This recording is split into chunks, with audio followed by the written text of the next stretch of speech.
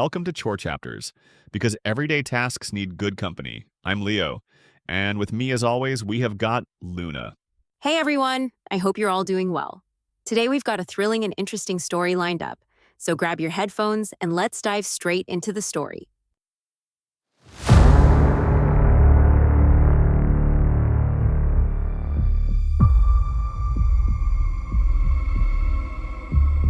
Okay, let's unpack this. There's a chilling statistic right out of the gate. Nearly 340,000 homicide and non-negligent manslaughter cases went unsolved in the U.S. That's between 1965 and 2023. Wow.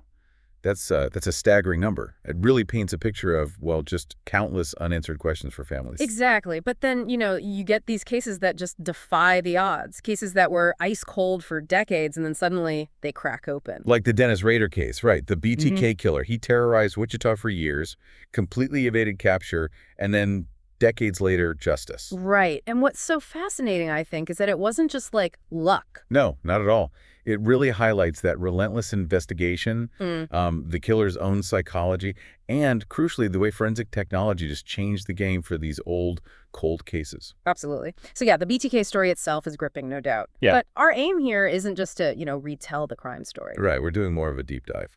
Exactly. We're looking at sources like the Apple TV Plus documentary, BTK, Confession of a Serial Killer, data from Project, Cold Case, which really lays bare the reality of unsolved homicides, general info on cold cases from places like Wikipedia, and some really interesting analyses of the BTK investigation itself, especially how digital forensics became so pivotal. So the mission for you, listening, is really to understand how a case that seemed totally dormant could suddenly reignite. Yeah, and how a killer who seems so meticulous could ultimately trip himself up, and what that tells us about how these cold case investigations are evolving. And maybe we should start with the basics, like what exactly is a cold case? Good point. So basically, it's a crime, usually a serious one like murder or rape that hasn't been fully resolved. The investigation isn't currently active, but, and this is key, there's always the potential for new information to surface. And significantly, for these major crimes, especially murder, there's often no statute of limitations. Yeah. No deadline for prosecution.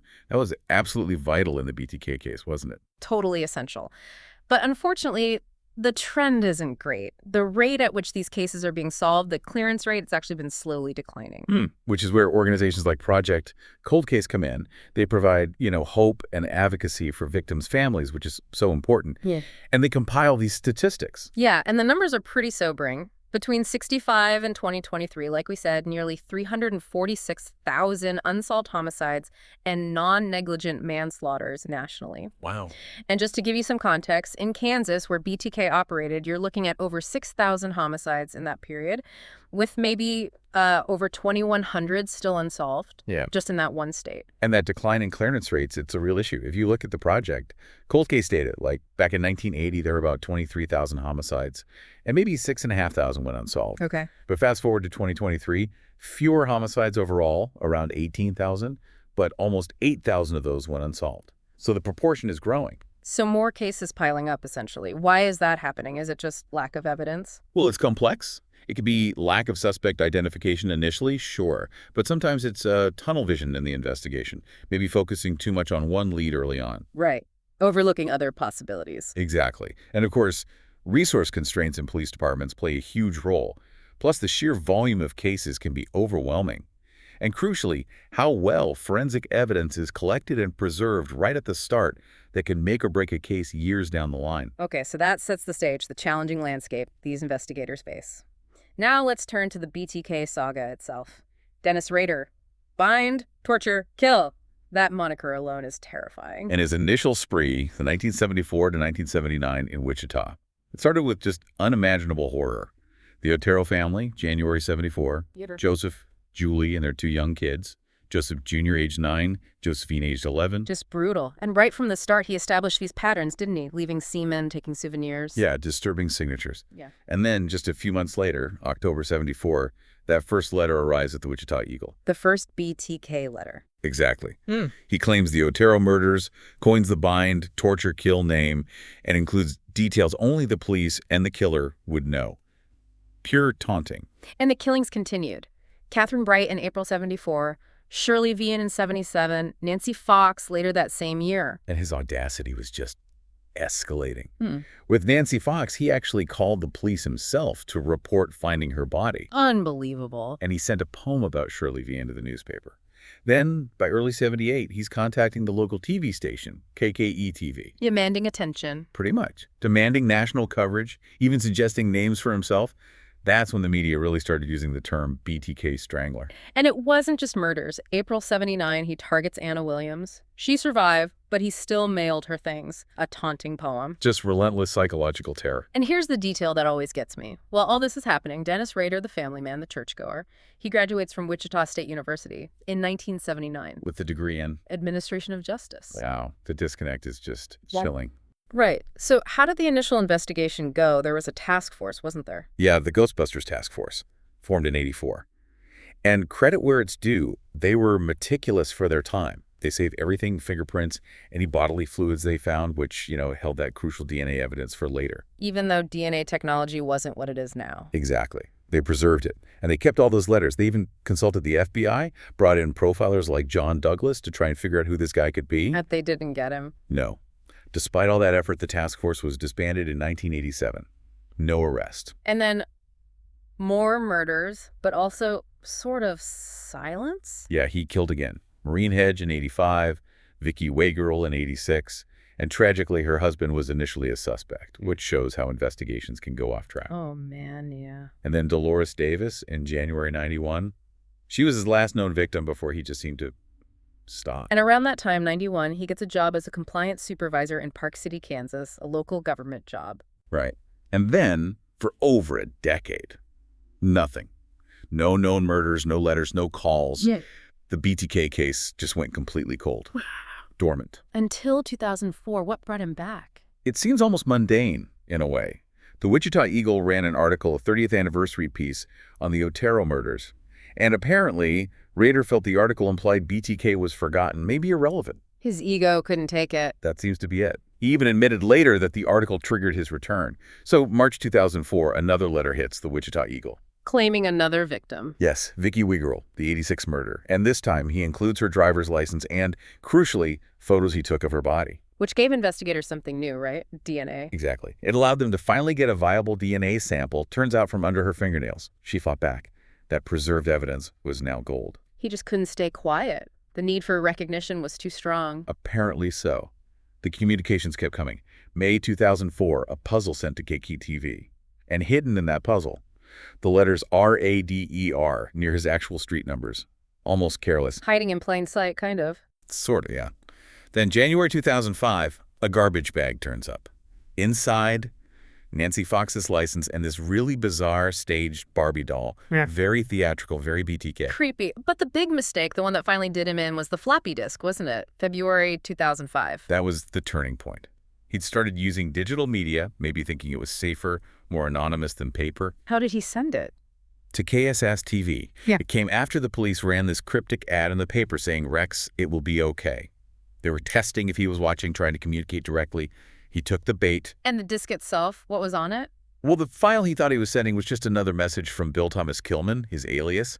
But this is where digital forensics becomes the hero of the story. Okay, explain that. How did they find something? A forensic computer expert used software, in case I think it was, to look not just at the active files, but at deleted data on that disk. Stuff Rader probably thought was gone forever. And they found something. They found a deleted document, an agenda, for a meeting at the Christ Lutheran Church. Okay. How did that help? Because of the metadata. Right, metadata. That's like the hidden information about a file. Exactly. It's the data about the data. Who created it, when, who last saved it. And the metadata on that deleted church agenda showed it was last saved by a user named Dennis. Just Dennis. After all that time, all that planning. A single name in a deleted file. A quick Google search showed that, yes, the president of the Christ Lutheran Church in Park City was a Dennis Rader. Incredible. So they had a name. How did they connect him for sure? Well, investigators then recalled seeing a Jeep Cherokee at his house, which matched descriptions from way back, maybe from old security footage near one of the scenes. But the nail in the coffin was familial DNA. Familial DNA, so not his DNA directly. Right. They didn't have his DNA on file yet. but familial DNA analysis looks for close relatives in existing DNA databases. They obtained a DNA sample from his daughter, ethically, from a medical sample she'd previously given at college. Yeah. It showed a strong familial match to the semen collected from one of the original crime scenes from decades earlier. Wow. So the deleted file pointed to Dennis Rader. The car was suspicious, and the DNA confirmed a family link to the crime scenes. That was it. Decades of evasion, undone by metadata and DNA. The arrest must have followed pretty quickly then. Very quickly. February 25, 2005.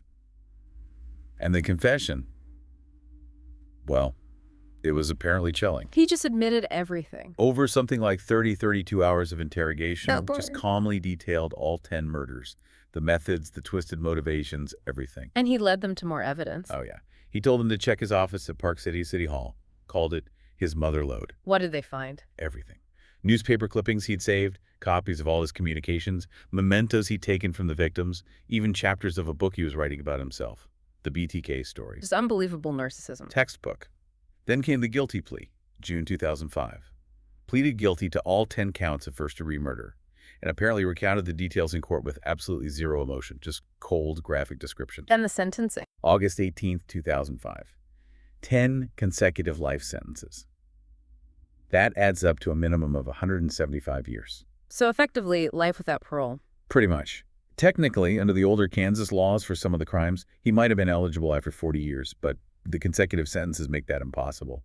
He dodged the death penalty only because Kansas didn't have it reinstated until 1994, after his known murders occurred. Did he say anything at sentencing? He gave this rambling 30-minute statement, included an apology, but most people felt it was completely insincere, just more self-focused. But the families got to speak, right? The victim impact statement. Yes, and that must have been incredibly powerful. People like Charlie Otero, Kevin Bright, Bill Wagerl, all the families, finally getting to confront him directly in court. Their words must have carried immense weight, reminding everyone of the real human cost. Absolutely. And, legally speaking, this case really underscores two things. One, the importance of having no statute of limitations for murder in Kansas. Right. Justice wouldn't have been possible otherwise. And two, the incredible foresight, or maybe just meticulous procedure, of that original Ghostbusters task force in preserving all that evidence so carefully, long before they knew how it might be used. So, looking back at the whole BTK saga, what are the big takeaways for us? Well, first, I think, is the chilling reminder of the deceptive normalcy of some perpetrators. Rader was living this completely ordinary life on the surface, husband, father, church leader. While hiding this monstrous secret, it really makes you think about offender psychology. Definitely. His narcissism, that intense craving for recognition and control, it fueled his crimes, his taunting, his evasion. But ultimately, it also led to his capture. That need to communicate again, to take credit. That was his fatal flaw. His own ego tripped him up. And then, of course, there's the technology. Oh, absolutely. The transformative impact of forensic tech here is undeniable. Digital forensics recovering that deleted file, analyzing the metadata, that was huge. And the familial DNA. And familial DNA. These were the game changers that broke a decades-old case wide open. It really highlights why long-term evidence management is so vital for police departments. And why dedicated cold case units are so important, right? To apply these new tools to old evidence. Exactly. They need the resources and the expertise to leverage these advancements. Something else that stands out is the voice of the victims. Yes, very much so. Those powerful victim impact statements at the sentencing, and even broader legislative changes like the Homicide Victims Families' Rights Act, it shows a growing recognition of the need to support and empower victims and their families throughout the justice process. And finally, that legal bedrock, no statute of limitations for murder. It ensures that the door to justice never truly closes, no matter how much time passes. A crucial principle for cold cases. So just to recap the key aha moments for you listening, you have this seemingly untouchable, meticulous killer, BTK, evades capture for decades, and he's brought down by, essentially, a digital slip-up. Driven by his own ego, his need to be seen and heard again. Right. And it shows powerfully how technology, things like digital forensics and DNA analysis, can suddenly illuminate these very old, very dark cases. It offers real hope. So for you, the listener, we hope this deep dive hasn't just been about the chilling details of one case, but more about understanding the real complexities of investigating these cold cases. Yeah, the psychological drivers, the painstaking police work, and increasingly the incredible role that science and technology play. It's a constant evolution. It really is. And, Mm. that leads to a final thought, maybe a slightly unsettling one. When you think about that huge number we started with, nearly 340,000 unsolved homicides. So many families still waiting for answers. Exactly. But the dedication is there. Investigators pushing forward, using persistence, using innovation. It makes you wonder, doesn't it? What other cases out there, seemingly impossible to solve, might just be waiting for the right piece of overlooked evidence or the next big technological leap? It's a compelling thought. And if you are interested in learning more about these efforts, there are great resources out there. Project Cold Case, NAMU's the National Missing and Unidentified Persons System, the FBI's Cold Case pages. Yeah, they offer a much deeper look into this ongoing quest for justice, for answers, in cases that have remained unsolved for far too long. Thanks so much for listening, everyone. If you enjoyed today's episode, please like, share, and subscribe. It really helps us out. Until next time, take care and keep your chores company.